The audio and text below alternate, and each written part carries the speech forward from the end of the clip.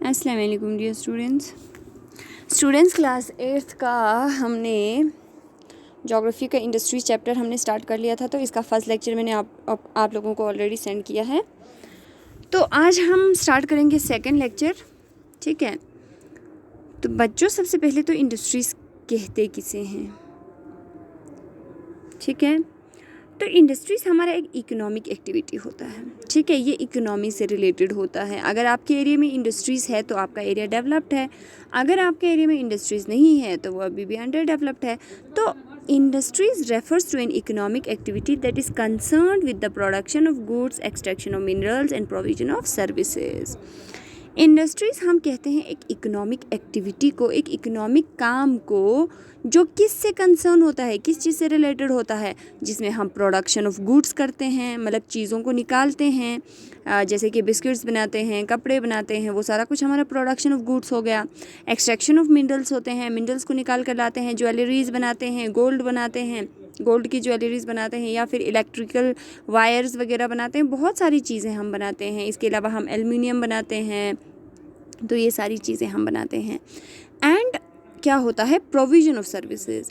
और इंडस्ट्रीज़ क्या करती है, लोगों को सर्विस प्रोवाइड करता है। सर्विस प्रोवाइड करता है मतलब या तो हमें खाने की चीज़ें दे रहा है, या तो वो हमें वैल्यूएबल थिंग्स दे रहा है, या तो वो लोगों को जॉब अपॉर्चुनिटीज़ दे रहा है। इंडस्ट्रीज़ से जो है ट्रांसपोर्टेशन फैसिलिटीज़ बढ़ने लगता है, फिर मार्केट में जो है सप्लाई बढ़ने लगता है। तो इस तरह से वो लोगों को एक सर्विस प्रोवाइड भी करता है। ठीक है, तो इंडस्ट्रीज़ किसे कहते हैं, इंडस्ट्रीज़ हम कहते हैं एक ऐसा इकोनॉमिक एक्टिविटी जो कंसर्न है production of goods, extraction of minerals and provision of services से। ठीक है, अब देखो, किसी भी इकोनॉमी का अगर हमें स्ट्रेंथ चेक करना है, अगर किसी भी इकोनॉमी का हमें स्टेटस चेक करना है कि ये इकोनॉमी कैसा है, या ये एरिया डेवलप्ड है, गरीब है, अमीर है, वो अगर चेक करना है तो हम किसके बेसिस पे चेक करते हैं, इंडस्ट्रीज़ के बेसिस पे चेक करते हैं। ठीक है, देखो, the economic strength of a country is measured bye,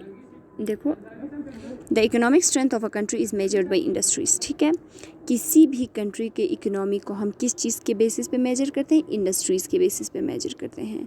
तो अगर आपको किसी भी कंट्री का पता लगाना है कि ये जो एरिया है, ये कंट्री जो है तरक्की याफ्ता है, डेवलप्ड है कि डेवलपिंग है, तो हमें क्या देखना चाहिए, सिर्फ उनके इंडस्ट्रीज़ को। तो इंडस्ट्रीज से ही पता लग जाता है कि ये एरिया कितना डेवलप्ड है। ठीक है, अब देखो यहाँ पे आपको एग्जांपल दिया हुआ है, क्यों किसी भी एरिया को जो है इंडस्ट्रीज़ की वजह से क्यों डेवलप्ड होता है।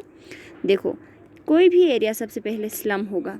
ठीक है, स्लम मतलब बैकवर्ड होगा, गरीबी ज़्यादा होगी, अच्छे घर नहीं होंगे, झोपड़ पट्टी में रहते होंगे। तो अगर आप वहाँ पे एक छोटा सा इंडस्ट्री जो है सेटअप करते हो, तो इस इंडस्ट्री में से उनको पैसा आना स्टार्ट होता है। ठीक है, पैसा आना इनको स्टार्ट होता है। अब जब ये पैसा लेते हैं तो उनकी थोड़ा जो है जीने के जो लिविंग स्टैंडर्ड्स हैं, या खाने के तरीके, रहने के तरीके थोड़े बदलने लगते हैं। ठीक है, तो कोई भी स्लम, अगर वहाँ पे आप कोई छोटा सा इंडस्ट्री लगाते हो तो वो स्लम धीरे धीरे विलेज में चेंज होता है। फिर वो इंडस्ट्री वहाँ पे अच्छे से काम करने लगी, लोगों को जॉब देने लगे, लोगों को पैसे देने लगे, तो वो धीरे धीरे आपका टाउन में चेंज होता है। फिर यही टाउन आपका चेंज होता है सिटी में, फिर आपका मेगा सिटी में। इसी तरह से आपका पूरा एरिया जो है वो डेवलप होने लगता है। तो इंडस्ट्रीज़ की वजह से क्या हो रहे हैं कि राइज ऑफ लिविंग स्टैंडर्ड्स, वहाँ पे रहने वाले लोगों के जीने के तरीके में काफ़ी बदलाव आना शुरू हो जाता है, जीने के तरीके बदलने लगते हैं। ठीक है, तो ये होता है आपका industries rise the living standard of the people. ठीक है, क्लियर है। तो यहाँ पे हमने दो इम्पॉर्टेंट चीज़ें क्या पढ़ी। सबसे पहले तो इंडस्ट्री एक इकोनॉमिक एक्टिविटी है, और ये production of goods, extraction of minerals और प्रोविजन ऑफ सर्विसेज से रिलेटेड है, पहला। दूसरा, इकोनॉमिक एक्टिविटी क्यों है, क्योंकि किसी भी कंट्री का इकोनॉमी कहाँ से हमें पता चलता है कि वहाँ पे कितना इंडस्ट्रीज़ जो है वो फ्लोरिश्ड है, उसके बेसिस पे हमें पता चलता है। और इंडस्ट्रीज़ क्या करती हैं, लोगों की लिविंग स्टैंडर्ड्स को बढ़ाते हैं। ठीक है, तो मतलब लोगों की जीने के तरीके बदलते हैं, वो थोड़ा स्लम से विलेज, विलेज से टाउन, टाउन से सिटी करते करते वो लोग थोड़ा डेवलप्ड में आ जाते हैं। नेक्स्ट टॉपिक है बच्चा हमारा क्लासिफिकेशन ऑफ इंडस्ट्रीज़, ठीक है। अब सारे इंडस्ट्रीज़ एक तरह के नहीं होते हैं। जब भी हम इंडस्ट्रीज़ बोलते हैं तो हमारे माइंड में आते हैं मशीन्स वगैरह वगैरह वगैरह, ठीक है। लेकिन ये जो मशीन्स हैं, ये जो इंडस्ट्रीज़ हैं, ये जो बिल्डिंग्स हैं, ये एक तरह के नहीं होते हैं, ये अलग अलग तरह के होते हैं। तो क्लासिफिकेशन ऑफ इंडस्ट्रीज़ बहुत तरह के होते हैं। एक तो हम मिनरल्स कौन कौन सा यूज़ करते हैं उसके बेसिस पे करते हैं। एक तो हम उस इंडस्ट्री को चलाता कौन है, पब्लिक सेक्टर या प्राइवेट सेक्टर चलाता है, उसके बेसिस पे हम करते हैं। तो इस तरह से क्लासिफिकेशन ऑफ इंडस्ट्रीज़ बहुत तरह के होते हैं। तो जिसमें सबसे पहला क्लासिफिकेशन है हमारा इंडस्ट्रीज़ का on the basis of raw material, ठीक है। तो रॉ मटेरियल के बेसिस पे हम इंडस्ट्रीज़ को, रॉ मटेरियल मतलब होता है कि वो इंडस्ट्री अपने इंडस्ट्री में चीज़ें निकालने के लिए कौन सी चीज़ का इस्तेमाल करते हैं, उसे हम कहते हैं रॉ मटेरियल, ठीक है, जो बेसिक रॉ मटेरियल है। तो रॉ मटेरियल के बेसिस पे हम इंडस्ट्रीज़ को 4 टाइप में डिवाइड करते हैं। 4 टाइप में डिवाइड करते हैं। पहला है आपका एग्रो बेस्ड इंडस्ट्रीज़, दूसरा है आपका मिनरल बेस्ड इंडस्ट्रीज़, तीसरा है आपका फॉरेस्ट बेस्ड इंडस्ट्रीज़ और चौथा है आपका मरीन बेस्ड इंडस्ट्रीज़, ठीक है। तो सबसे पहले देखिए, नाम से ही हम बता सकते हैं कि जो आपका एग्रो बेस्ड इंडस्ट्रीज़ है, एग्रो बेस्ड इंडस्ट्रीज़ वो होता है जो आपका एग्रीकल्चर के ऊपर डिपेंड होता है। वो सारे इंडस्ट्रीज़ जो एग्रीकल्चर के ऊपर डिपेंड होता है अपने रॉ मटेरियल के लिए, वो आपका एग्रो बेस्ड इंडस्ट्रीज़ होता है। देखो यहाँ पे मैंने आपको डेफिनेशन भी लिखा है, they use plants and animals product is their raw material. ये जो एग्रो बेस्ड इंडस्ट्रीज़ होती है ये क्या करते हैं, या तो वो प्लांट्स को या तो वो एनिमल्स के प्रोडक्ट्स को एज अ रॉ मटेरियल अपने एरिया में या अपनी इंडस्ट्री में as a raw material use करते हैं। जैसे कि एग्जांपल है आपका शुगर इंडस्ट्री। शुगर इंडस्ट्री के लिए सबसे बेसिक रॉ मटेरियल क्या है, शुगर केन है। शुगर केन आपका कहाँ से मिलेगा, आपका ये एग्रीकल्चर में से मिलेगा। कॉटन टेक्सटाइल इंडस्ट्री हो गया, ये भी आपका एग्रीकल्चर पे डिपेंड है। अच्छा, दूसरा देखिए, सेकंड हमारा होता है mineral based industries. Mineral based industries वो इंडस्ट्रीज़ होती हैं जो अपने रॉ मटेरियल के लिए मिनरल को यूज़ करते हैं। They use mineral as their raw material.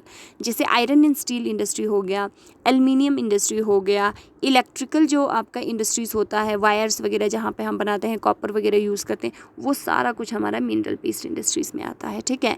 क्योंकि ये इंडस्ट्रीज़ क्या कर रहे हैं, मिनरल्स को as a raw material use कर रहे हैं, यहाँ पे एग्रीकल्चर को as a raw material use कर रहे हैं। अच्छा, नेक्स्ट देखिए,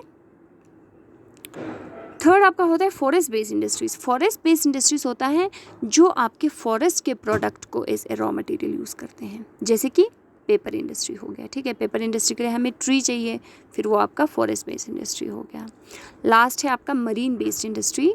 मरीन बेस्ड इंडस्ट्रीज़ में आपका होता है कि जो वो इंडस्ट्रीज़ जो अपने रॉ मटेरियल को सीज में से या फिर ओशंस में से इस्तेमाल करते हैं। जैसे यहाँ पे मैंने आपको एग्जांपल में दिया है फ़िश ऑयल। फ़िश आपका कहाँ पे पलता है, पानी में पलता है, फिर वहाँ से लाकर ये लोग इंडस्ट्रीज़ में फ़िशेस की ऑयल निकालते हैं, फिर उस तरह से इंडस्ट्रीज़ चलाते हैं।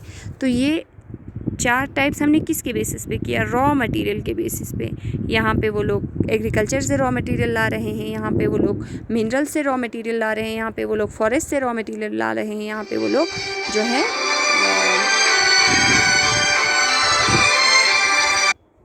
यहाँ पे वो लोग जो है कहाँ से ला रहे हैं, यहाँ पे पानी में से रॉ मटेरियल ला रहे हैं, ठीक है।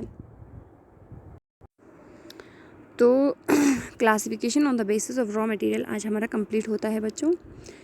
नेक्स्ट क्लास में हम करेंगे classification on the basis of ownership, या बाकी भी जो साइज़ के बेसिस पे होता है वो हम नेक्स्ट क्लासेस में करेंगे। आज इतना ही, इसी को अच्छे से आप पढ़ें और इसी को कॉपी में जो है प्लीज़ नोट्स को मेंटेन रखें। और अगर आपको यहाँ पे वीडियो में नोट्स समझ नहीं आ रहे हैं तो मैं आपको ये फ़ोटो भी ग्रुप में सेंड करूँगी, वहाँ से नोट्स को आपको मेंटेन करना है। तो आज के लिए इतना ही, इंशाल्लाह नेक्स्ट क्लास में मिलते हैं। शुक्रिया।